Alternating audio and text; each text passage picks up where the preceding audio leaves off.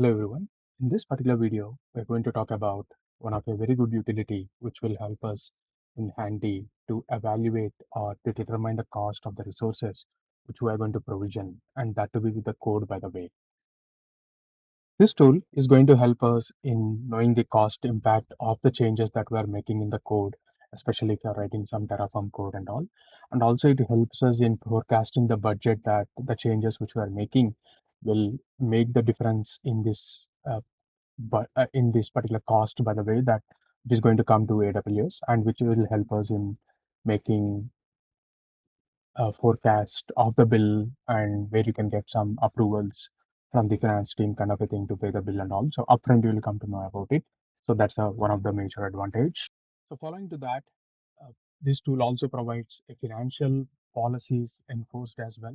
Some of the policies, especially the FinOps tells is you are not supposed to use some sort of old generation hardware in the cloud.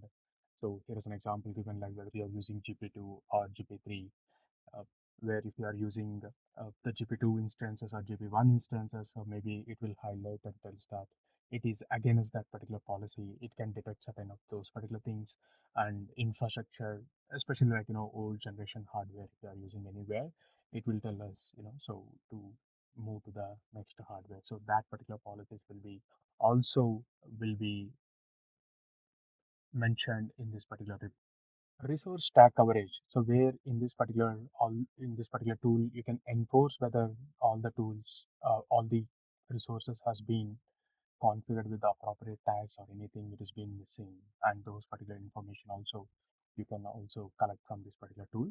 And the very important thing is you can always integrate that in the workflow, like your CI pipeline maybe, or maybe your deployment pipeline. So you can always understand uh, the cost coming out, and based on that you can approve. I think so this particular tool especially extends its support on supporting even the pull request, by the way. So based on the cost aspect, you can always approve the PR and it will get merged, the cost will get merged and all, right? So that particular feature is also available on this particular utility.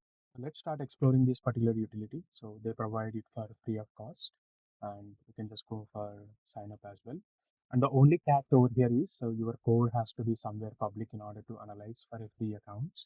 Whereas I think enterprise, I think they may be supporting even if your code is within the organization. I think they should be able to, I mean, they're able to support that. And however, they also have some methods. I think so. We'll also try to do that. So without having the code connected directly to this infracast, maybe we'll be able to try to analyze and push just the report onto the dashboard. But however, in the organizations I'm hosting, this product can be hosted on somewhere in the internal, and where this report can be viewed on the internet. If that support is not there, then big organizations maybe finds a difficulty in utilizing this particular utility, which I'm not sure quite now. So we need to read the documentation on the license appropriate. So let's go and try to create some organization. So which in this particular dashboard after the sign up, and let's start exploring this particular utility and let's find out how is it reporting. Now, here in the dashboard, I can see that it is asking us to create an organization to visualize helping in the dashboard. I'm not able to get in unless until I create any organization. So let me go and create an organization. Let me put like a name like Learn DevOps Online, and let's create an organization. So after doing this, the organization has been created. On the top it is showing. So the dashboard is still telling us to, so integrate with some of the Git repositories, so that to really run a command line. So maybe the UI itself will go and do a scanning, but that's not the one I'm looking for. Let's say if I have my code in my own machine, so how can I analyze is what especially I'm looking for. Let's log into one of the Linux box which I have, and this operating system is CentOS 8. Can see the information, and I will just go and install that particular utility, infracost utility, inside this particular system, and I'll analyze the code over here. And I'm going to the documentation. So let's go to infracost.io, so website.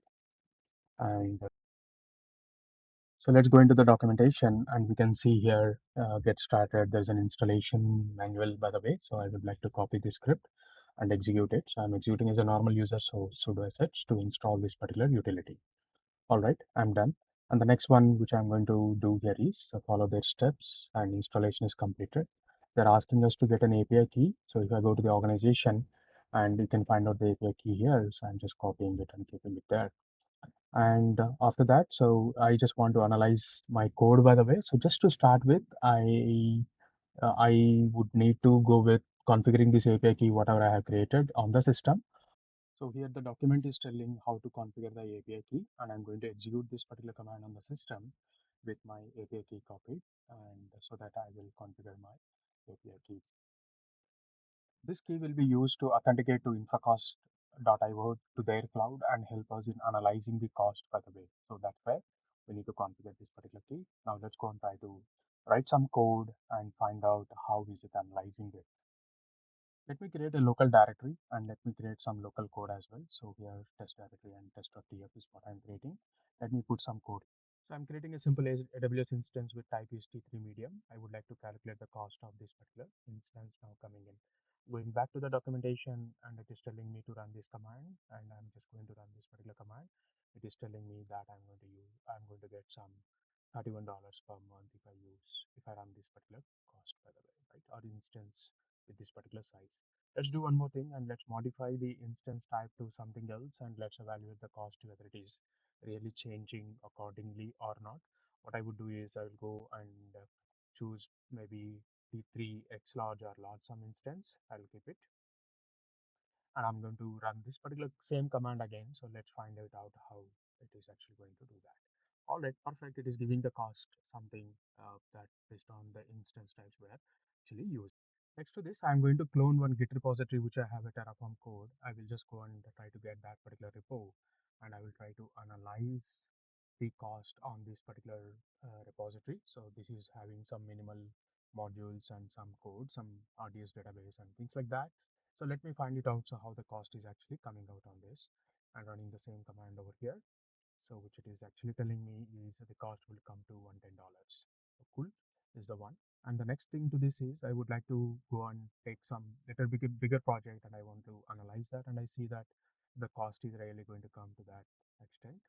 So what I'll do is I'll just try to clone that repository now and I will try to uh, do the same command, but I will just tell this particular only to this particular directory. Okay, you get the report is what I'll tell to that. So let me run the same command here. Yeah.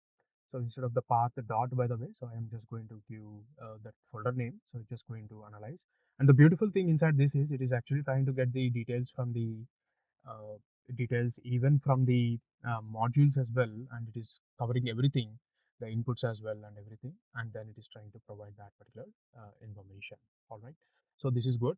And also if I wanted to just go ahead and find out the information or push this same cost information in the dashboard, so there are steps to do that. So let's go and find it out. How do we do it? First, to do this, they are telling to export in a JSON format the cost, by the way. So I'm going to just tell the same thing. Path I'm changing as same, by the way. For other folder I have the code. I'm just changing the path name. Now I'm going to generate one JSON file. All I need to do is push it to the uh, central place. Coming it down. Yeah, so here it is. Uh, upload to the dashboard, by the way. So just upload this particular cost so that I can directly see it on the UI as well. All right, let's go to the UI and see. So I came to the UI and here on the visibility, maybe I'll click on repos. So it is showing me what are the repository I'm using on and click on that.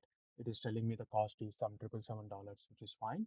But also it is also helping me to identify if there are any issues, which is FinOps policies, and as well as if there are any resources that I'm missing the tags. It is clearly telling me that there are 41 places I'm actually trying to miss the resources, by the way. So that is also it is trying to tell over here. All right. Overall, this utility is really good, by the way, and provides a very decent information in identifying what is the resource cost upfront before actually trying to deploy. And also, it is going to be relatively nearby value, but it may not be the exact value, because when it goes and when the infrastructure goes and runs onto the production, it may be okay. So there may be other factors which is involved in getting the higher cost, especially the data transfer as well that it can't analyze.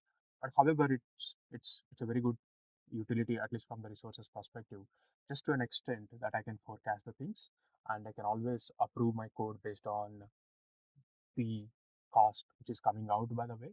And cost is also considered as a factor of merging the pull request of the changes to the infrastructure.